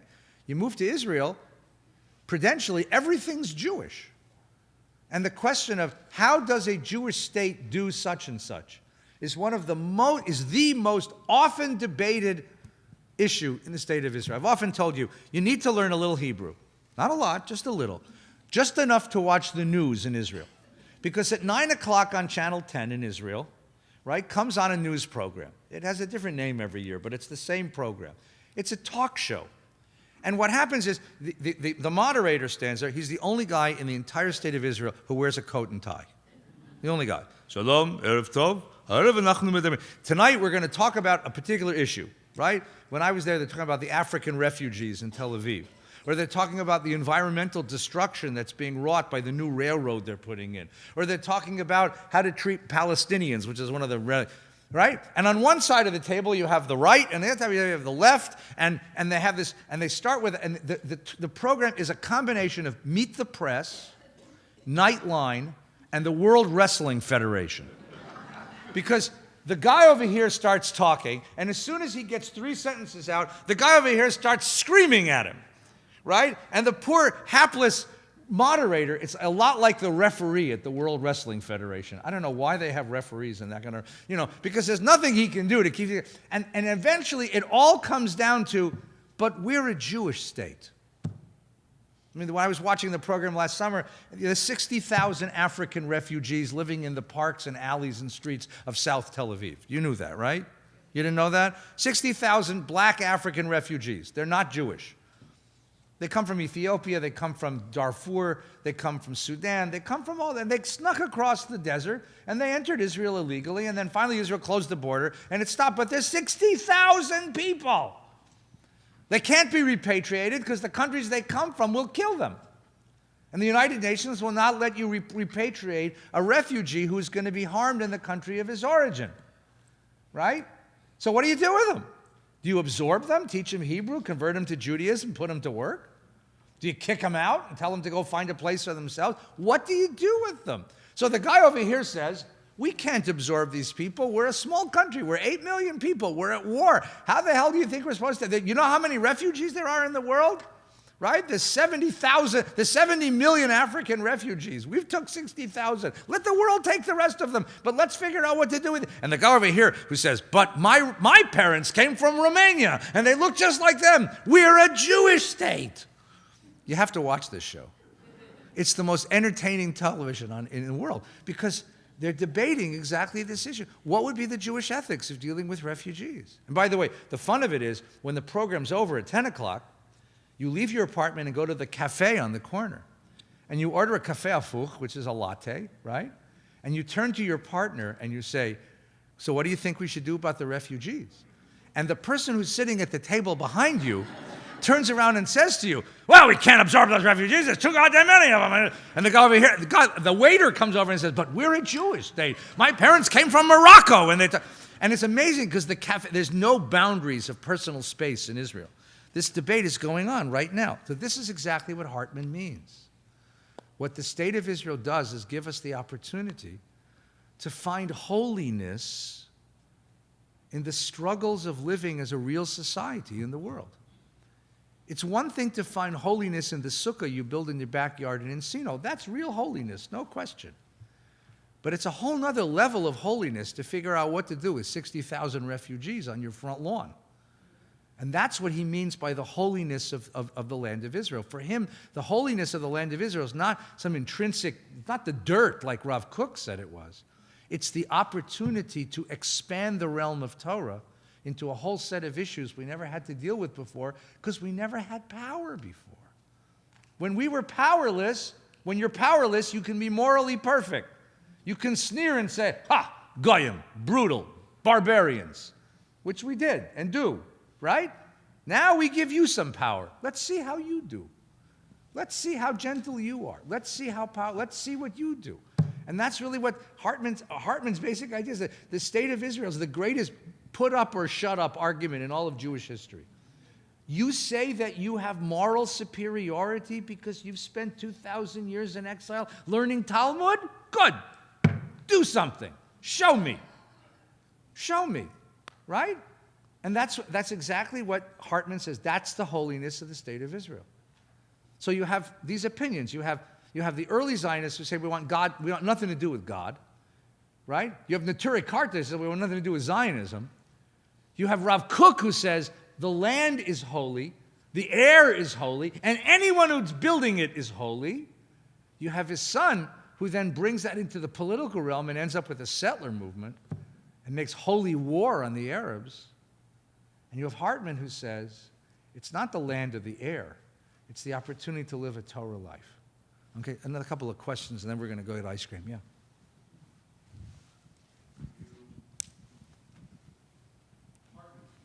Yeah. The grandsons of those original Zionists that Yeah. have no knowledge of anything Jewish Right. are capable of living Jewish lives Right. in ways that you or I are not capable in any manner. Right. We are just left with the religion. Right. So, we build sukkahs. They build a country. That's the difference. and So what's going on in Israel is very interesting right now. The wonderful thing happening in Israel right now. There is a huge popular revival of study in Israel, Torah study. What we're doing here is happening all over Israel. Well, not what Colleges we're of Jewish studies, just like this one. They copied it from us.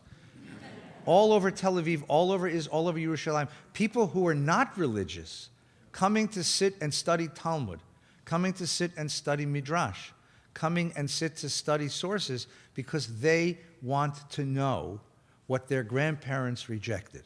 Because they have an intuition that within the words of those sources is the wisdom that they're going to need to create the state that their grandparents told them about, dreamed about.